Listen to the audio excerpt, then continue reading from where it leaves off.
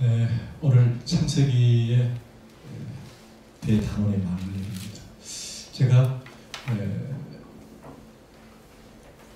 한글 파일을 이렇게 쭉 정리를 하다 보니까 오늘 여러분 주보에도 그렇게 되어 있지만 창세기 강의 몇 회? 60회로 60주일을 창세기 강의를 했었던 것 같습니다. 1년 조금 넘죠? 1년 좀 넘게 창세기.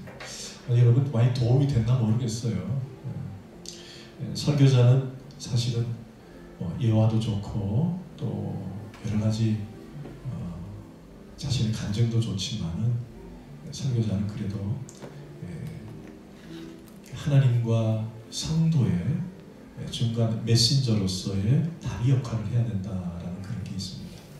그래도 그 다리 역할을 하기 위해서는 다른 게 없고 오직 말씀에 입각해서 말씀을 잘 전달해 주는 것이 가장 좋은 설교자의 태도다라고 생각이 들어요. 저는 가급적이면 개인의 간증도 절제하고 또 예화나 다른 어떤 도덕적인 윤리적인 것보다는 말씀이 주는 것으로 말씀이 도대체 뭘 의미하는지를 보고 도전받고 적용하는 것으로 애를 쓰고 또 그렇게 준비를 했습니다. 다음에는 제가 이제 창세기를 했으니까 이제 마태복음에 좀 더 집중을 하려고 합니다. 신약의 첫 번째 생각. 마태복음도 그런 의미로 또 같이 공부를 했으면 좋겠어요. 아마 여러분들이 창세기를 쭉 공부하시면서 여러 가지 감회가 있었을 것이고 또 생각들이 많이 정리가 됐을 것이고 창세기를 통해서 창세기를 보는 눈들이 많이 열렸을 거라고 보여집니다.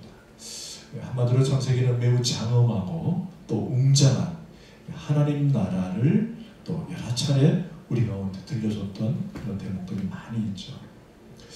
간단하게 정리하면 1장에서부터 11장 바벨탑 사건까지는 인류의 원 역사를 담고 있다라고 설명을 했습니다. 도대체 인간은 어디서 왔는가? 왜 인간은 이렇게 사망이 왔고 인간은 왜 이렇게 죽어야만 하는가? 라고 하는 그 인류의 역사를 통해서 확인할 수 있었습니다. 아담에서부터 바벨탑 사건까지 11장이 그랬죠.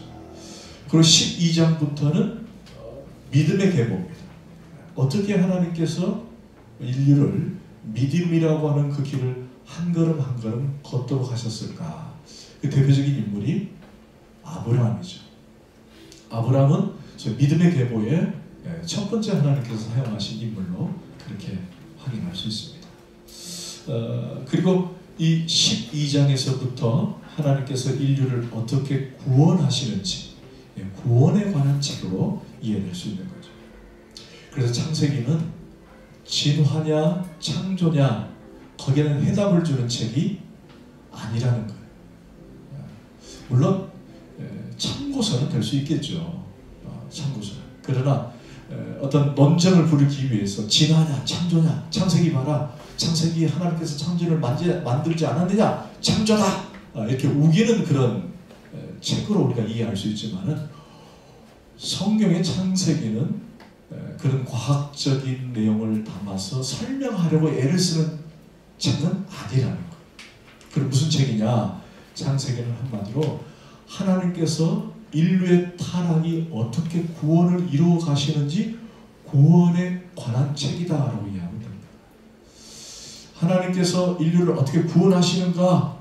인류가 어떤 상태였고 그리고 인류가 어떻게 가는데 그 가는 길목에 하나님은 어떻게 믿음을 주셔서 인류를 어떻게 구원하여 나가시는가? 이게 구원에 관한 책이다라는 것이 바로 창세기의 큰 주제일 것입니다. 그 주제 가운데 아브라함의 언약을 주시고 그 다음에 이삭과 야곱을 통해 천천히 언약을 성취해 나가고 그리고 요셉에게까지 오늘 이제 마지막 단락에 오게 되는 거죠. 그래서 우리는 성경을 볼 때 뭐 아브라함의, 이삭의, 야곱의 또 요셉의 단순한 개인의 역사를 기록한 것이 아니라 개인의 이력서를 기록한 것이 아니라 여러분 중요합니다. 성경은 모두 다 하나님의 구원의 역사, 구속사를 기록한 거예요. 여러분 그걸 기억하셔야 돼요. 구속사. 즉 개인의 역사는 구속사의 일부분일 뿐이지 결국 하나님의 역사가 하나님의 과정이 그 기본 단위로 구성되어 있다는 것을 잊어서는 안 된다는 거예요. 그래서 오늘 이 영상을 봤지만은 이 영상 속에서도 요셉의 한 개인이 어떻게 인생을 살아가는지 아주 위대한 인생을 살아가는 것처럼 그렇게 우리가 느끼기도 하고 또 요셉을 닮아가야 되지 않겠느냐. 요셉을 어떻게든 우리가 요셉처럼 하나님을 붙들고 살면은 축복을 누리더라. 이런 관점으로 요셉을 이해해서는 안 된다는 거예요. 한 개인의 역사, 개인의 이력서가 아니에요. 한 유인전이 아니라는 것입니다. 거기에는 모두 다 하나님의 인류를 어떻게 구원하시는지 하나님의 역사를 담고 있다. 하나님의 역사. 그래서 우리는 요셉이라고 하는 이 역사를 통해서 개인의 성공을 기록한 것이 아니라 하나님의 계획과 섭리 가운데 하나님이 어떻게 인류를 구원하시는지 그리고 그 인류를 구원하시는데 각 사람을 어떻게 사용하시는지에 대한 초점을 맞추고 우리는 가야 되는 거예요. 그러니까 우리 삶도 마찬가지예요. 지금 내가 살고 있는 역사는 하나님의 구속사의 일부다라고 생각하시는 거예요. 하나님의 스토리라는 거예요. 하나님의 스토리. 하나님께서 어떻게 자신의 스토리를 나를 통해서 써가는가 이게 우리의 주제가 되어야 한다는 거예요. 주인공은 누구냐? 내가 아니라 하나님이어야 한다는 것입니다. 하나님. 그분이 주인공이에요. 그 주인공이 나를 어떻게 사용해서 써가는가 그게 중요합니다. 그래서 우리는 우리의 삶에 여러 가지 굴곡이 있고 또 여러 가지 또 풀어야 할 숙제들이 많이 있지만은 그럼에도 불구하고 그 안에 하나님의 구속사, 하나님의 구원을 이루어가는 그 과정이라고 한다면은 이 모든 것이 다 하나님의 은혜요 영광이다라는 것입니다. 오늘 창세기를 보는 우리 모두는 그렇게 이제 관점 좀 높였으면 좋겠어요. 넓혀갔으면 좋겠어요. 그래서 우리가 창세기를 보는 눈이 이렇게 하나님의 시선으로 그래서 세계관이 바뀌는 거예요. 하나님의 관으로 바뀌는 거예요. 그런 관점으로 우리가 창세기를 꼭 이해하고 또 이해했으리라고 봅니다. 자, 오늘 우리가 읽은 창세기 50장은 크게 세 부분은 여러분 성경에 보면은 성경에도 그렇게 나와 있죠. 첫 번째는 야곱의 죽음과 장례식. 그게 이제 전반부가 있고 또 중간 부분 뭐냐면은 요셉과 형들의 관계 회복이 중간에 끼어 있고 그리고 마지막에 오늘 대단원의 막을 내리면서 요셉의 이제 죽음 이렇게 세 가지로 줍니다.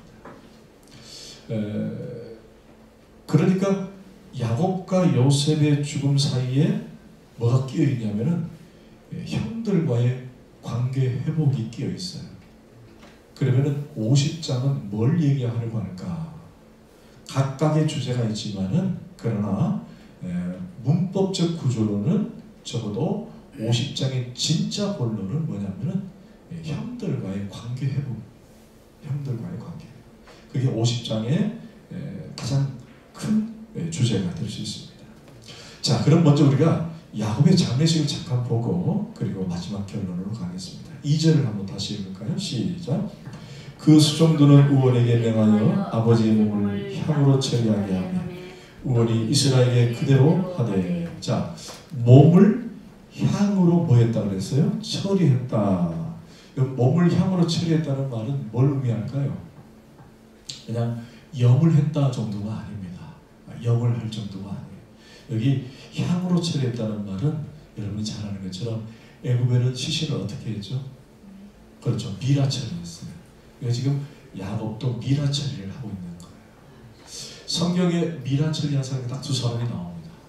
한 사람이 야곱이고 한 사람이 요셉이에요. 요셉. 자, 자, 그럼 왜 미라 처리를 했을까? 이 미라 처리를 하는 사람들의 공통점이 뭐냐면은 모두 다 미라 처리를 하진 않아요. 미라 처리를 하는 사람은 주로 왕의 반열에 있거나 왕의 수준에 올라와 있는 사람들만이 미라 처리를 하는 거예요. 자, 어떻게 해서 미라인가를 한번 3절에서 확인할 수 있습니다. 3절 시작. 40일이 걸렸으니 향으로 처리하는 데는 이 날수가, 향으로 처리할 때는 이 날수가 며칠 걸렸다고요? 40일. 여러분, 영을 해도 그냥 우리는 하루 만에 다 끝나잖아요. 근데 40일 동안 향을 처리했다는 말은 특별히 뭔가를 했다는 거예요. 그래서 고고학자들은 이 인간의 미라를 만들기 위해서는 적어도 40일 정도는 걸릴 거라는 것이 일반적인 학계에 또 맞는 주장입니다.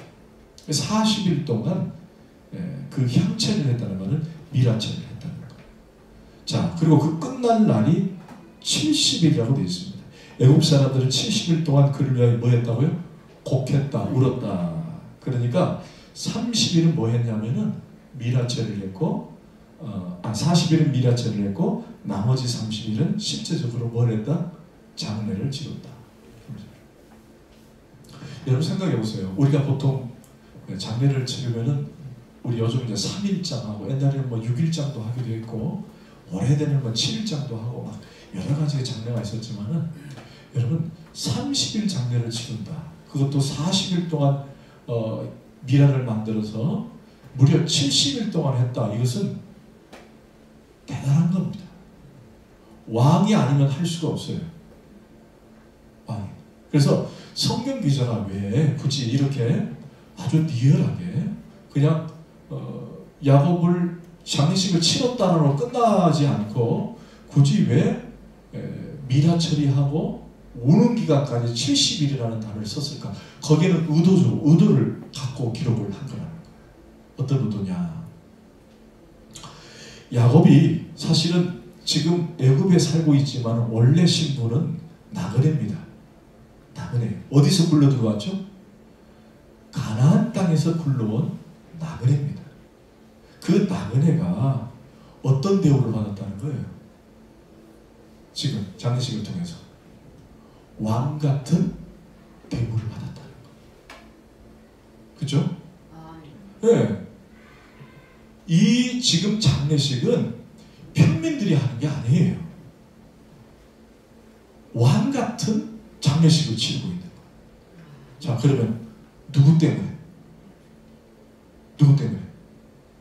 야곱이 이렇게 왕 같은 장례식을 치를 수 있었던 원인이 있을 거 아니에요. 누구 때문에? 그렇죠. 아들 요셉 때문에.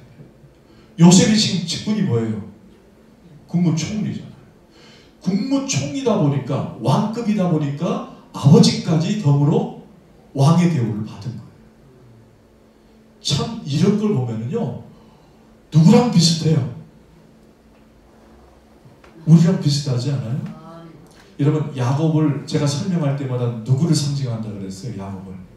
그렇죠. 성도를 상징한다 그랬어요. 그럼 요셉은 누구를 상징한다 그랬어요? 그렇죠. 모형. 누구 때문에 우리가 왕 같은 제자가 됐어요? 예수님.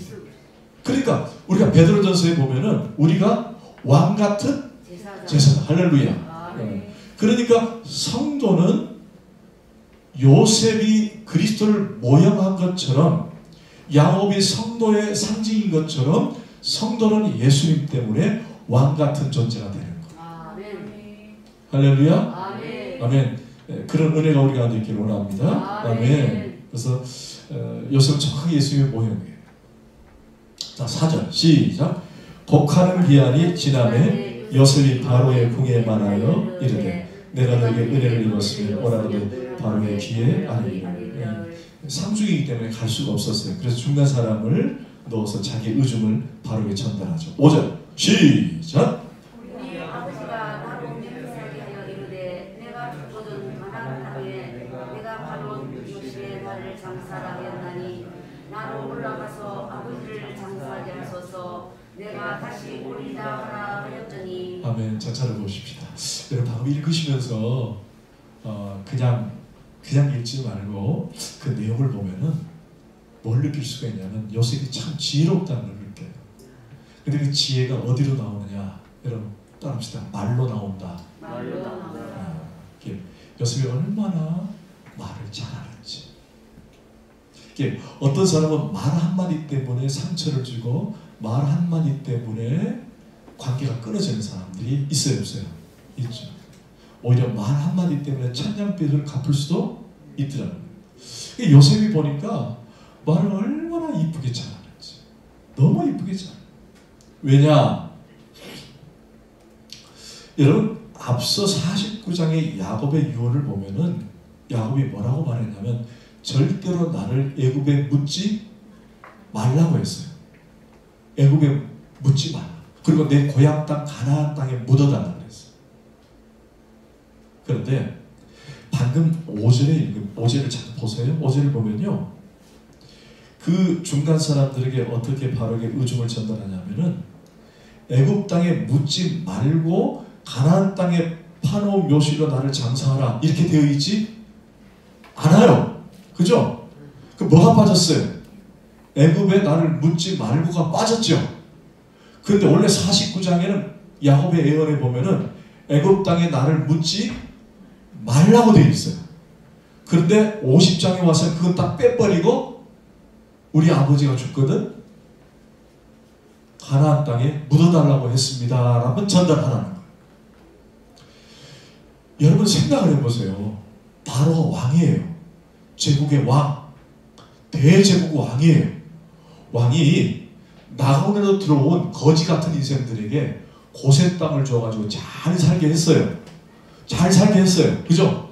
고센 땅이 얼마나 좋은 땅이에요. 좋은 땅이죠? 그 땅에서 살게 했는데 잘 살다가 마지막에 우리 아버지가 그러는데 애굽 땅은 싫고 그냥 가나안 땅에 묻어달라고 합니다. 라고 말한다면은 바로 입장에서 어떻게 했어요? 기분 좋을까요? 나쁠까요? 아유 그래요? 참 잘했네. 아유 여기서 참 잘 살더니만 그래요? 묻을 때는 고향으로 가야지. 그럴 왕이 있겠잖아요. 오히려 괘씸하지 않을까요? 이것들 봐라. 내가 잘 먹고 잘 살기 위해서 이 땅의 부귀영화를 누리겠는데 이 땅을 떠나서 다른 본고향으로 가다니 이것들을 그냥 하고 오히려 기분 나쁠 수 있잖아요.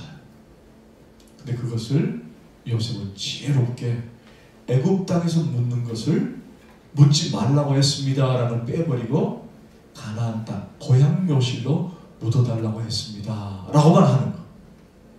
참 이게 얼마나 지혜로운지 몰라요. 그것 때문에 바로가 인정을 합니다. 여러분 우리가 가끔 이런 지혜가 필요해요. 말을 해도 꼭 정말 필요한 말만 하는 거예요. 상대방의 마음을 아프게 하고 상대방을 힘들게 하는 말들은 절대로 삼가야 돼요.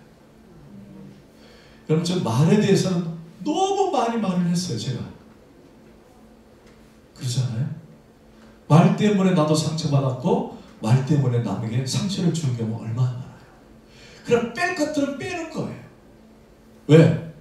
남에게 기분이 상하게 하거나 남에게 나 마음을 아프게 할 수 있는 말들은 자꾸 절제하는 훈련을 해서 막 말을 함부로 하지 않는다는 거예요. 그래서 제가 지난번에 야고보서 설명할 때 그런 말을 했어요. 여러분 언어 훈련은 어디서 하라 그랬어요? 교회에서? 집에서. 그렇죠. 집에서 하죠. 남편에게 아내에게 하는 거. 집에서 할 수 있어요. 여러분이 언어 때문에 상처를 얼마나 많이 받고 말 때문에 말 한마디 때문에. 저도 그런 사람이었어요. 저도 그냥 막 생각나는 대로 막 대뱉었어요. 그래가지고 아내를 얼마나 많이 힘들게 할지 몰라요. 그러나 성령이 저의 마음을 다져주시고 인격을 변화시키니까 아 이런 말은 이렇게 해서는 안 되는구나 해서 자꾸 소화가 되더라. 여러분 그러면 가정에 평화가 오는 줄 믿습니다. 가정에 평화. 말을 잘 가려서 할 수 있다. 저는 요셉의 이런 지혜가 참 우리에게 필요하다고 생각해요. 자, 그런데 이 성경 기자가 오늘 여기 5절을 한번 보십시다.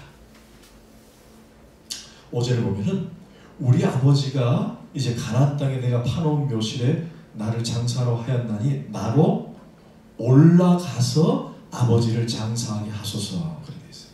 여러분 5절에 올라가서라는 표현이 7절에 또 나와요. 7절 요셉이 자기 아버지를 장사하러 올라갔다. 8절 요셉 먼저 그러는 그와 함께 올라가고 9절 병거와 기병이 요셉을 따라 올라가니 모두 몇 번 나와요? 거기 언더라인 한번 쳐보세요. 모두 4번이나 나와요. 여러분 성경에서 반복적으로 나온다는 말은 매우 중요하다는 얘기예요. 이 올라가다는 말을 히브리 말로 알라라는 단어. 그런데 여러분 놀랍게도 이 단어가 어디서 나오는 단어냐면 출애굽기에 나와요. 알라라는 단어. 그러니까 이 알라라는 용어는 올라가다는 용어는 사실은 출애굽 용어입니다. 출애굽. 나중에 이스라엘 백성들이 출애굽할 때에 애굽에서 가나안으로 올라가다 할 때 쓰는 그 단어가 이 올라갑니다. 물론 지정학적으로 애굽이 좀 아래쪽이고 이스라엘 가나안 땅이 위쪽인 건 사실이에요. 그래서 올라간다라는 표현을 썼지만은 그런 성경 기자는 4번이나 올라가고를 4번이나 썼다는 말은 그냥 지리적으로 올라가는 그런 단계 얘기를 하려고 한 게 아니에요. 여러분 기억나세요? 이 창세기는 창세기를 언제 기록했다 그랬어요? 제가 방금 답을 말했거든요. 출애굽할 때 한 거죠. 그때 썼던 그 용어가 창세기에 기록되어져 있는 거예요. 그래서 여기서 중요한 것은 야곱과 요셉의 죽음을 통해서 애굽을 떠나는 장면은 결국 작은 출애굽판이 되는 거예요. 출애굽판의 작은 축소가 바로 이 장례식을 통해서 보게 되는 거예요. 결국 이 사건이 언제 이루어지냐면은 이 요셉이 죽은 400년 후에 정확하게 이들이 이제 올라갑니다. 가나안 땅으로 올라가는 거예요. 고센 땅에 있다가 히브리 민족이 막 수가 늘어나가지고 나중에 가나안 땅으로 가는 거예요. 지금 장례를 치르고 있는 이들이 거기에 대해서 잘 모릅니다. 모르는데 그러나 이 올라간다는 용어를 통해서 하나님은 이미 하나님께서 계획하시는 구원의 역사를 이들 가운데 보여주고 계십니다. 참 멋지지 않아요? 여러분 저를 잠깐 보세요. 혹시 바둑 좋아하세요? 바둑. 저는 바둑을 잘 못 둡니다. 바둑 두시는 분은 되게 좋아하시더라고요. 저는 바둑을 뭐라 그래요? 집 짓기 정도만 생각을 해요. 그래서 아다리 쳐가지고 이렇게 따먹는 거 있잖아요. 자매님들 잘 모르시죠? 그게 정 안 되면 나중에 알까게 합니다. 그런데 이 고수들은요, 바둑을 처음 둘 때 이 집을 먼저 만들지 않아요. 혹시 아세요? 고수들은 그냥 뜨문뜨문 놓는 거예요. 그죠? 저 사람들이 무슨 바둑을 두는데 뭐 여기 하나 놨다가 여기 하나 놨다가 저기 하나 놨다가 저 왜 저렇게 하는가 나중에 알고 보니까 그게 나중에 집이 되고 아성이 되더라고요.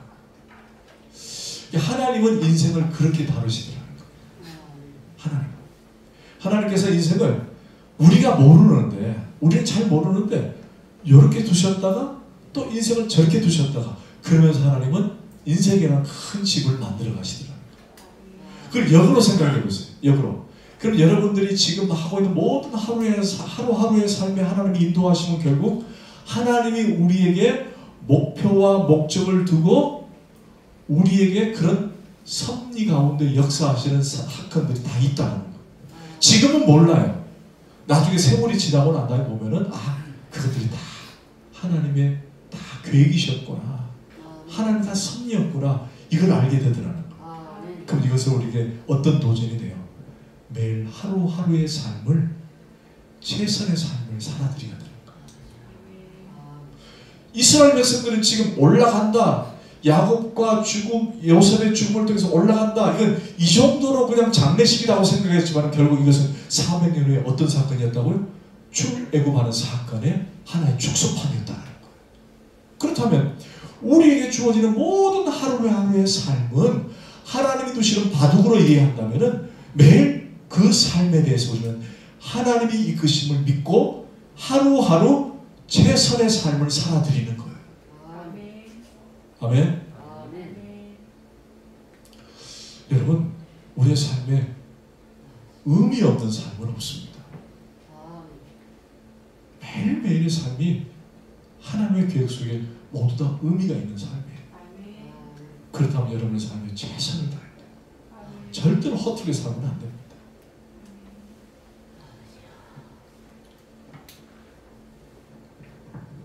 여러분 10절, 11절 보십니다. 시작. 그들이 요단강 건너편 아란 타작마당에 이르러 거기서 크게 울고 애통하며 요셉의 아버지를 위하여 7일 동안 애곡하였더니 그 땅 거민 가운데 가나안 백성들이 아단마당의 애통을 보고 이르되 이는 애굽 사람의 큰 애통이라 하였으므로 그 땅 이름을 아벨 미스라임이라 하였으니 곧 요단강 건너편이더라. 자, 여러분 아벨 미스라임이라고 하는 그 단어 앞에 1 번호가 있죠? 2번 뭐라고 되어 있어요? 애굽인의 곡함. 애굽인의 곡소리라는 뜻이죠. 애굽의 곡소리. 그래서 인간의 어떤 한계를 지능을 통해서 의도적으로 말하고 있어요. 자, 그럼 저를 잠깐 봐줍시다. 자, 야곱은 어떻게 해서 애굽을 떠납니까? 정확하게? 야곱은 어떻게 해서 애굽을 떠나죠? 죽어서 떠나. 자, 그럼 이게 저주일까요? 축복일까요? 이것은 복입니다. 복이에요. 이스라엘 백성들이 출애굽할 때 홍해를 건너는데 애굽편에서 봤을 때 홍해를 건널 때는 애굽편에서 봤을 때는 홍해를 건너는 이스라엘 백성들은 물속에 들어갑니다. 그럼 이건 산 거예요? 죽은 거예요? 그렇죠. 애굽편에서 봤을 때는 홍해로 들어가면 그건 죽은 거예요.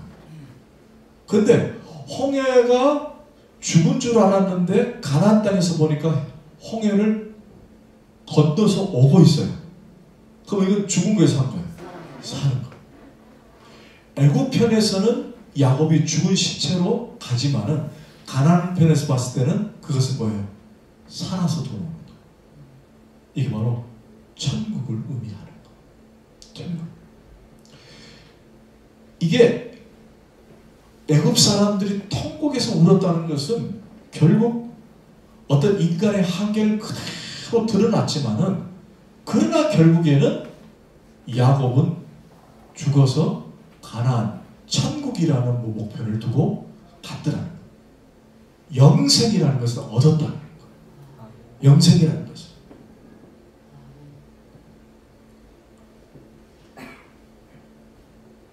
여러분 결국 우리의 삶이 다 끝나면 끝나는 것이 아니라 그 삶의 끝에는 하나님의 나라, 영생이라는 나라가 있다. 그것을 깨닫게 되는 거예요. 야곱의 한 죽음은 죽음으로 끝나는 것이 아니라 그 죽음 뒤편에 애굽과 가나안이라고 하는 이 설정을 봤을 때에 결국 홍해를 건너는 야곱의 시신은 결국 가나안 편에 봤을 때는 살아있는 것이에요. 살아있는. 자, 우리 이제 마지막으로 가겠습니다. 25절에서 26절까지 보십니다. 시작.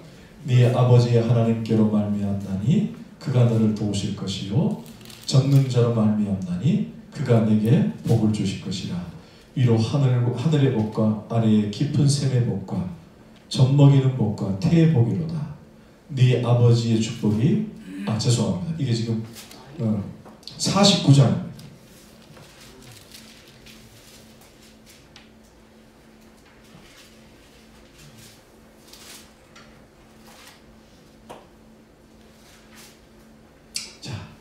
본문 15절 16절 읽겠습니다. 본문 15절 16절.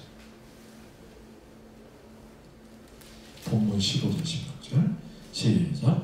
요셉의 형제들이 그들의 아버지가 죽었음을 보고 말하되 요셉이 혹시 우리를 미워하여 우리가 그에게 행한 모든 악을 다 갚지나 아니할까 하고 요셉의 말을 전하여 이르되 당신의 아버지가 돌아가시기 전에 명령하여 이르기를. 자 18절 19절 시작. 그들의 형들이 또 친히 와서 요셉의 앞에 들으리되 우리는 당신의 종들이다. 요셉이 그들에게 이르되 두려워하지 마소서 내가 하나님을 대신하니까. 자 여러분 지금 이게 무슨 말이냐면요, 형제 간의 관계 회복을 얘기하는데, 형들은 지금 아버지가 죽으니까 갑자기 뭐 생각이 들어졌어요? 자신의 과거의 생각들이 불현듯 일어나면서 혹시 아버지가 죽고 나면은 요셉이 자신들을 죽이지 않을까 걱정을 하고 있는 거예요. 아버지가 살아있으니까 그나마 지금 살아있는 거지, 아버지가 죽고 나면 분명히 요셉이 우리를 죽일 거라고 생각하고 있는 거예요. 자 그런데 뭐라고 그랬어요? 이미 오래전에 형들과 처음 만났을 때 통곡하며 울 때에 요셉이 형들에게 뭐라고 말했어요? 내가 이렇게 된 건 형들이 한 게 아니다. 누가 하신 거라고? 하나님이 먼저 나를, 당신들을 구원하기 위해서 먼저 이곳에 보내셨다. 그러므로 요셉은 형들을 이해하고 긍휼히 여기고 용서를 한 거예요. 이미 했어요. 요셉의 그 인생의 삶의 스토리를 쭉 진행하면서 그는 모든 것이 하나님이 하셨구나라는 걸 알고는 형들을 다 용서했어요. 그런데 형들은 용서를 받았다고 생각하지 못하고 있어요. 여기서 아주 중요한 도전이 하나 있어요. 용서는 용서하는 사람도 용서해야지만 용서를 받는 사람도 용서를 인정할 수 있어야 합니다. 여러분 상처를 많이 받으셨어요. 누구로부터. 그런데 그 상처를 계속 지니고 있는 것은 내가 용서받지 못했다라고 하는 사실, 그 상처가 완전히 깨끗이 회복되지 못했다는 사실 때문에 그 용서와 상처가 지워지지 않는 거예요.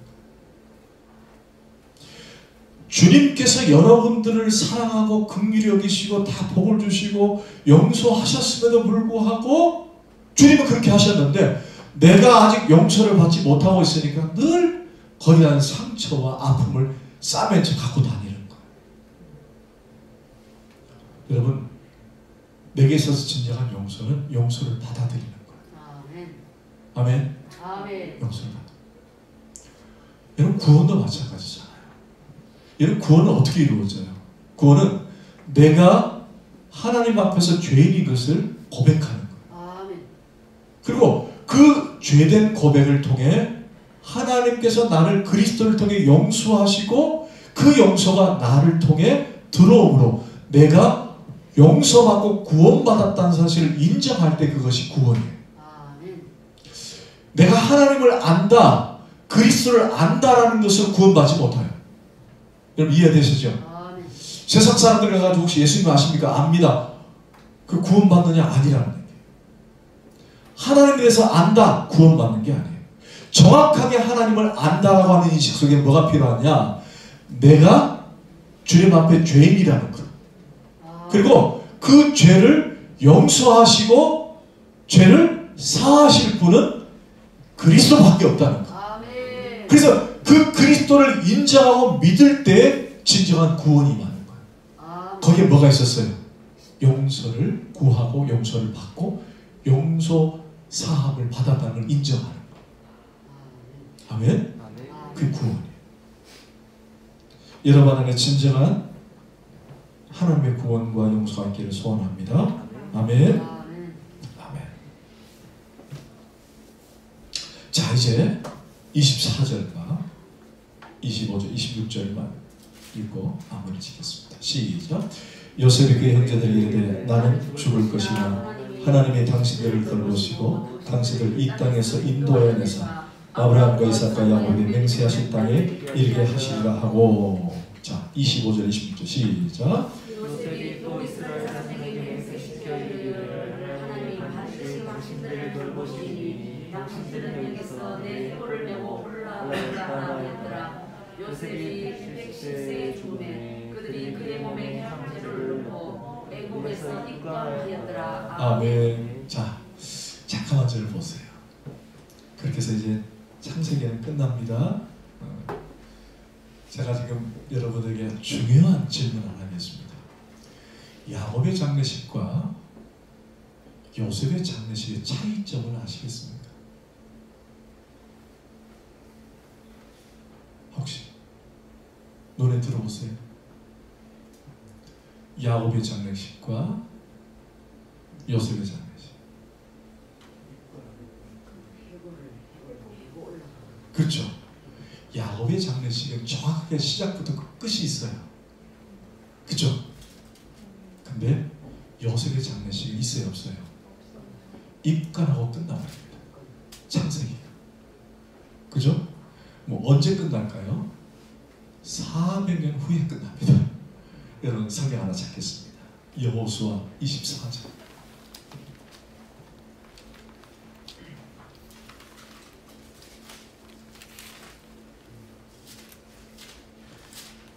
사실 이걸 해야만이 창세기가 끝나는 거예요.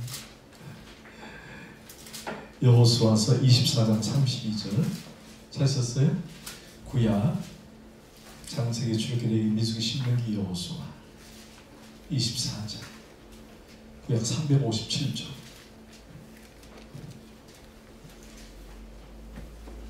32절 아멘. 자, 다 같이 보셔야만 됩니다. 시작. 또 이스라엘 자손이 애굽에서 가져온 요셉의 뼈를 세겜에 장사했으니 이것은 야곱이 100크시타를 주고 세겜의 아버지 하몰의 자손들에게 산 밭이라. 그것이 요셉 자손의 기업이 되었다. 이제 언제 끝난 거예요? 가나안 땅에 들어와서 400년의 세월이 흐르고 난 다음에 세겜 땅 한 곳에 무침으로 요셉의 장례식이 끝납니다. 몇 년 만에? 무려 400년이 흐릅니다. 자, 그러면 잠깐만 저를 또 보십시다. 자, 야곱의 장례식은 처음부터 끝이 있었어요. 창세기에. 근데 요셉의 장례식은 입감만 하고 끝나버렸습니다. 그리고 400년 후에 여호수아서에 와서 비로소 장식에 묻힙니다. 여기까지 이제 여러분 이해되셨죠? 그런데 성경은 하나가 여러분 놓치고 지나갈 때 빠진 게 하나 있어요. 기억해 보세요. 야곱의 장례식 때 애굽 사람이 어떻게 장례식을 표현했어요? 혹시 기억나세요?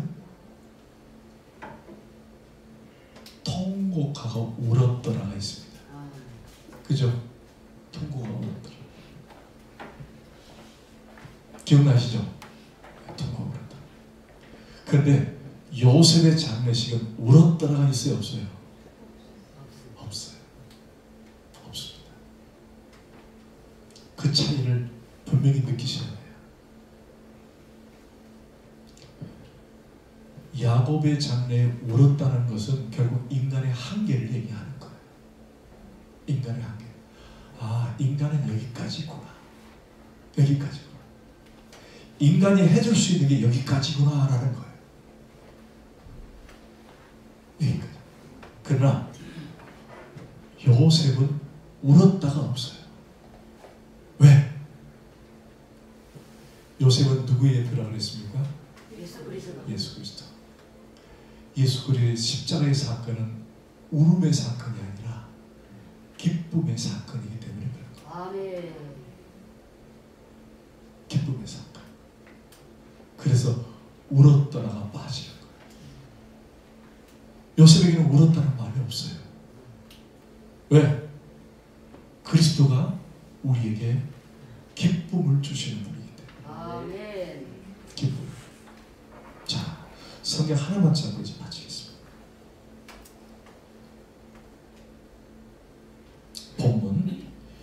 19절, 20절.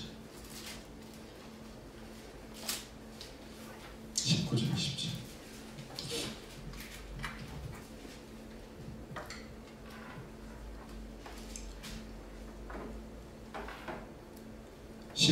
시작. 요셉이 그들에게 이르되 두려워하지 마소서. 내가 하나님을 대신하니까 당신들은 나를 헤아려 했으나 하나님은 그것을 선으로 바꾸사 오늘과 같이 말을.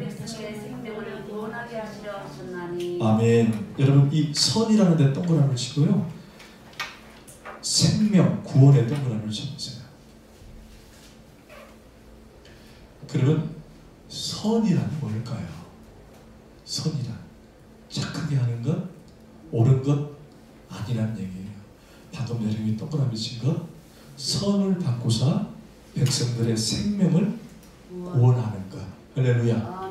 선이란 뭐냐? 하나님의 계획에, 하나님의 시각에서 봤을 때 선이란 옳고 그르고 착하고 바르고 이게 아니라, 하나님의 선은 우리 인류가 구원받는 생명을 얻는 것이 하나님의 선이에요.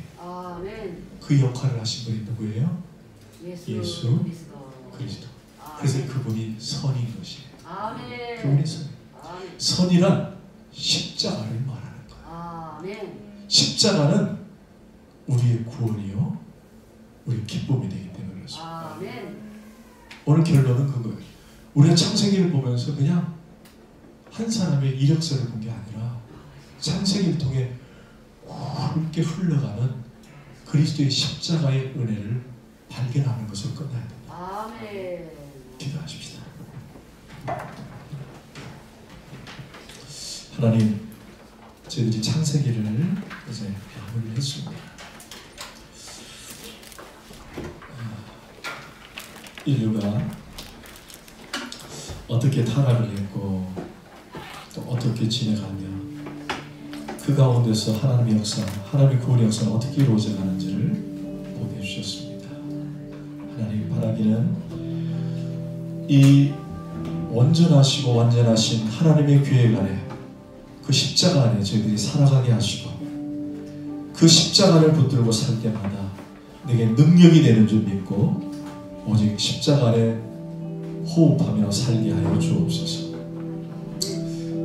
우리 주 닮은 식구들이 말씀에 순종하며 살게 하시고, 말씀을 붙들고 말씀만이 우리의 삶의 무기인 것을 기억하게 하여 주옵소서. 말씀에 우리 양식이 되게 하여 주옵소서. 말씀을 알고 말씀을 배우는데 기뻐하게 하여 주옵소서. 감사하고 예수님 이름으로 기도합니다. 아멘.